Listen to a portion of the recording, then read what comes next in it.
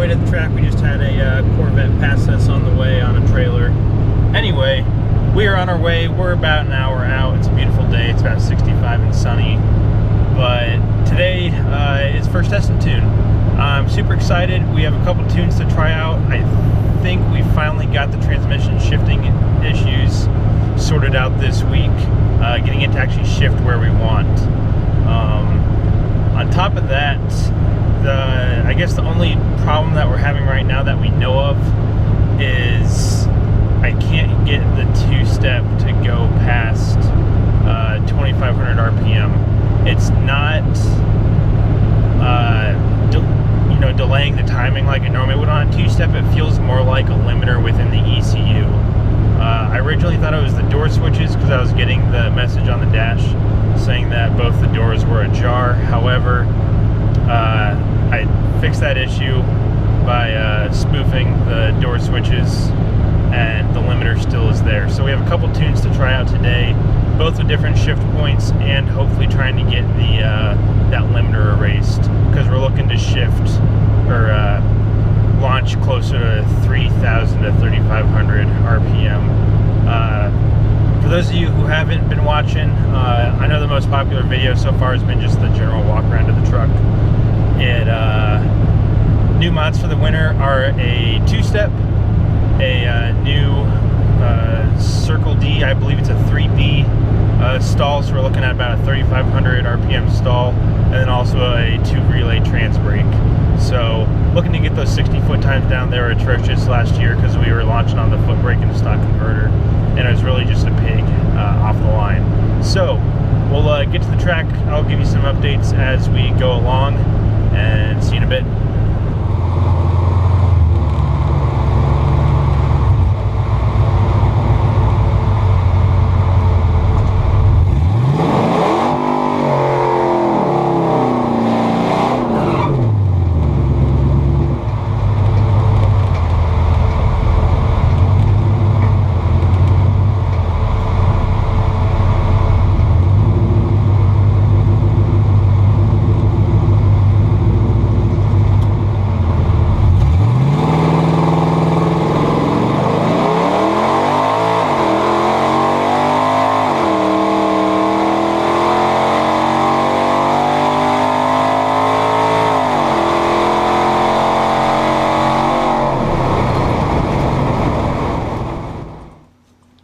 Alright guys, so we're back home now from the strip. It's a little bit later at night now.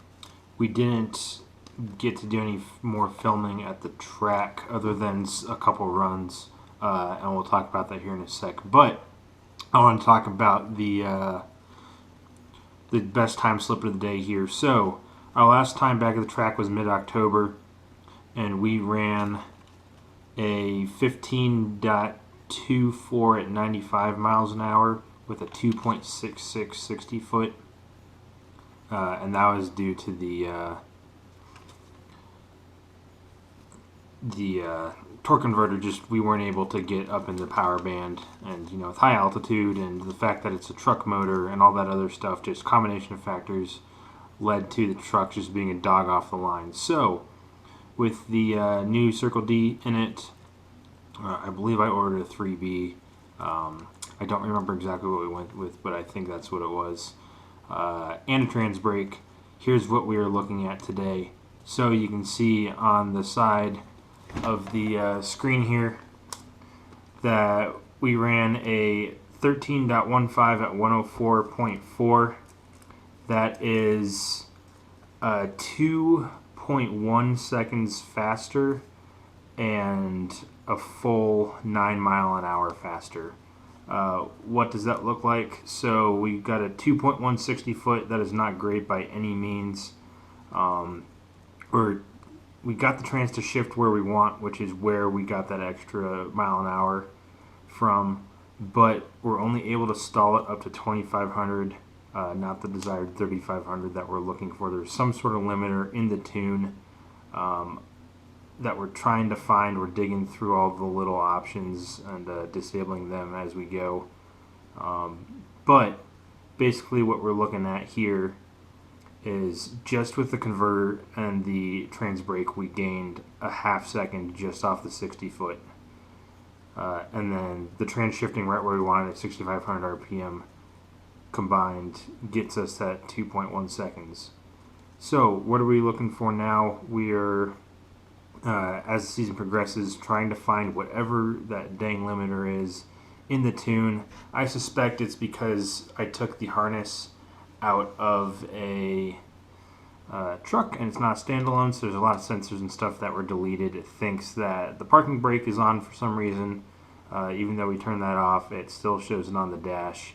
I had to spoof the door switches to not make it chime and think that the door's open when we're going 100 miles an hour. So that's that. I am super happy about that. If we, even at sea level with the tune that we have now, this would easily be a high 12-second truck. And then once we get that launch figured out, I think it's going to be low to mid 12s. So I'm super excited about that. I am actually moving down to sea level here in a couple months. So even if we don't touch anything or get it right before we move, we should at least see the truck in the 12s once I get it to a track at sea level.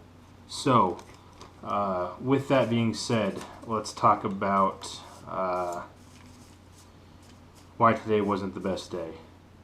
So with the limiter being around 2,500, despite what I set the two-step to, anything set above 25, it doesn't hit the two-step. It actually hits the some sort of internal limiter. So I was under the hood of the truck a lot and playing with the two-step, and I decided to try to turn it down to 2,400 and see what that would get me.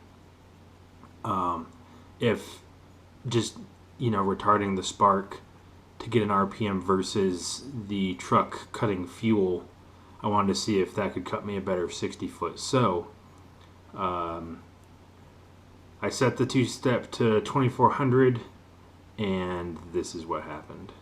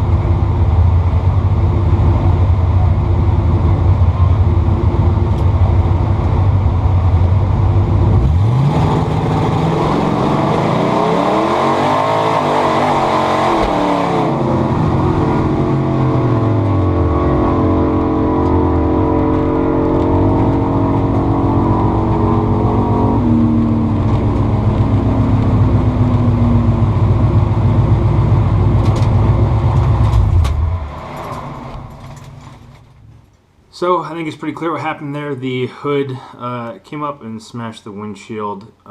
Luckily, the windshield is the only real damage. There is a small dent in the hood and a very, very small dent just right on the front part of the roof there above the windshield. The brackets, or the hinges I should say, for the hood are both bent, but that'll be an easy fix. Just got to get in there with some pliers and bend them back to where they need to be.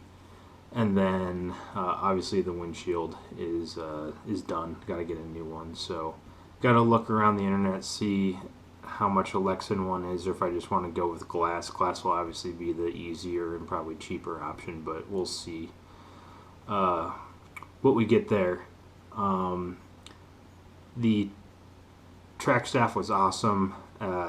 I was, I just, like, by the time I got the truck stopped and got out, they were already, pretty much to me, make sure I was okay.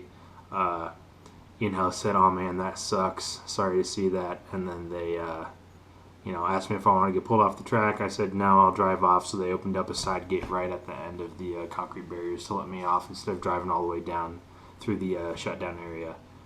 And that called it a day. So from here, I was really hoping that we could make some tune refinements this week and get the truck back to the track next weekend for the next test and tune. But with the windshield being replaced, I'm busy at work. I don't think that's going to happen. On top of that, we will be getting hood pins. As much as I want to keep the truck looking as stock as possible to try to keep the sleeper look going, it's just at some point safety comes first. So I thought that the hood was latched. I always push it down, but the difference between it being latched and not latched looks pretty much the same without pulling up on it. Then it is what it is. It's an honest mistake. Luckily, nobody got hurt. Just a little bruised ego, and we'll keep pushing forward. That's that.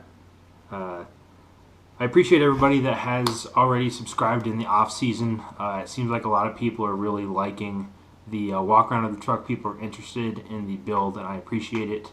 To everybody that's already subscribed, if you like the truck and the content I'm putting out, please consider hitting the like and subscribe button so that you can see all the updates that I post as we make this truck faster and faster. Until next time, guys.